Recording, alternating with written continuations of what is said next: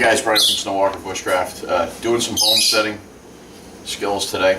And back in May, we had collected a bunch of dandelion heads, and we put them in a mason jar. And what we did is we covered them completely with olive oil, and we let them sit for about 3 months. All right. So what we did is we made an infusion, basically, and we used the oil as the carrier for the nutrients in the dandelion heads. Now, I learned this recipe when I was in Tennessee, and the lady there informed me that dandelion heads, just the yellow parts, we don't use anything else out of the dandelion, if you make this into a salve using simply olive oil, you will have the best antibiotic creams that you could ever use. I did some digging. I haven't found any other reference to using dandelions other than if you make it into a salve, it's good for sore muscles. So we're going to put it to the test and we're going to use it. However, the point of this is the salve preparation and things that we're going to do to actually get to our salve. Bear in mind that a good proportion of your mixture or your infusion to the amount of wax, you can start off at about 4 to 1. So it's 4 parts of your medicinal mixture to 1 part of the beeswax.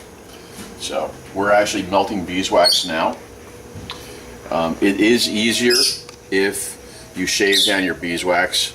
I was in a little bit of a hurry, which winds up biting me in the rear because now it just takes longer for the wax to melt down. But you're going to do this in a double boiler. So you're going to get a pot, fill it up with water, and then when you make your medicinals, make sure you use it in glass. Okay, when you start to make medicinals, you don't want to use metal because what happens is it can react and it can change the properties of what you're making, whether it be a salve, a decoction, or an infusion. So anyway, we're going to let this continue to go down, and then once it's all mixed, I'll show you what we're going to do with that. But for the time being, let's go out and let's pick some more medicinals that are usually growing in our yard and make some more salves. Don't go away. All right, so what we're going to do today is, while everything is actually cooking in there and the wax is melting and the oil is starting to infuse with the wax and everything is mixing up, we're going to go ahead and we're going to start to pick up some useful plants in the yard that we're going to make for another salve. And what we're going to do today is we're going to start picking broadleaf plantain. We know about plantain used for spit poultices, for skin ailments and things of that nature. It has drawing powers, and it does pretty good on its own in a spit poultice, but we can use it as a salve too. So we're going to take the broadleaf plantain and then we're going to actually mix it with jewelweed. And what we're going to do is we're going to take it, we're going to tear up the leaves a little bit. As we put it in there, we can get more of the vegetation in there. We're going to fill up this entire mason jar with plantain and jewelweed, and that's what we're going to be doing now.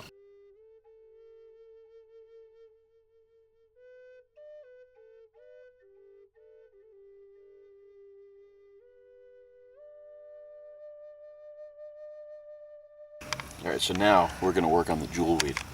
Now remember, if you don't know what jewelweed looks like, actually I do have a video up on the channel on jewelweed.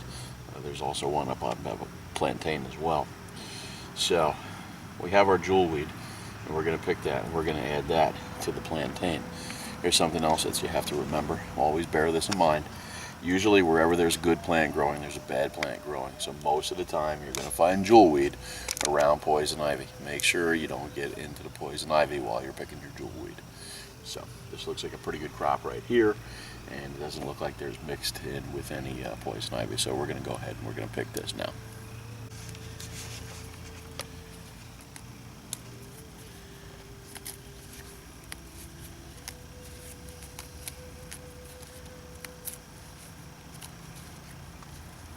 Okay, so what we've done is we've collected our jewelweed, we've collected our plantain, we've kind of ripped up the leaves a little bit, get them open, get some pores going, and what we're going to do now is we're just going to fill this up with olive oil, then we're going to date it, and we're going to let it sit for about 3 months.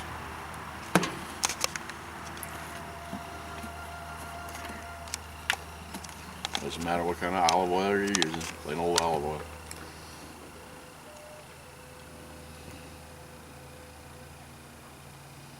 Okay, cap it off.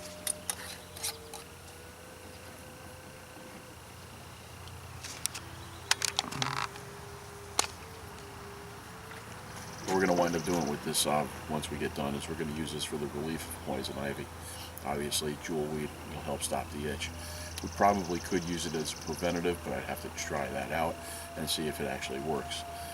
We'll also use it for the cuts and scrapes, which again, that's for the plantain to take care of. Plus, it is a drawing agent too. So hopefully, if there's anything in your skin, splinters or anything like that, it can help actually draw it out too.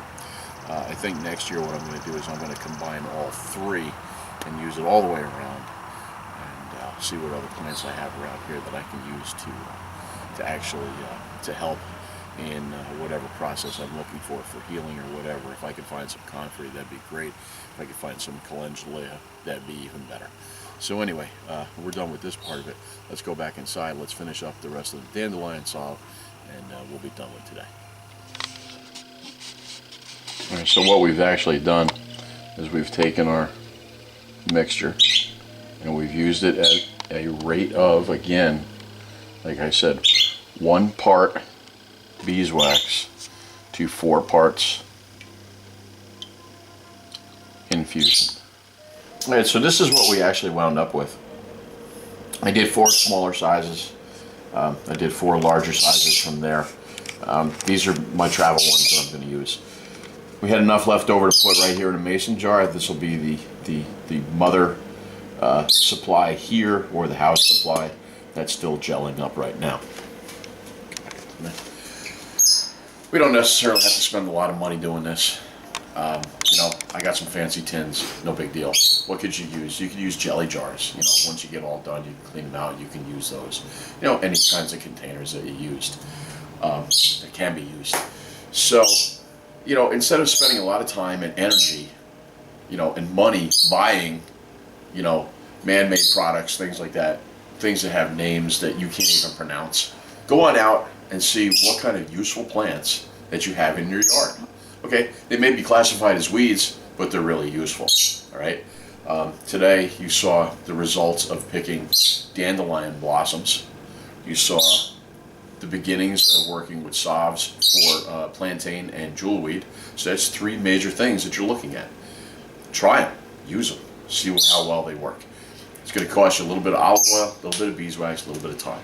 So this is Brian from Snowwalker Bushcraft. Thank you for your views and your comments. Until the next one, walk the woods. Have a good day.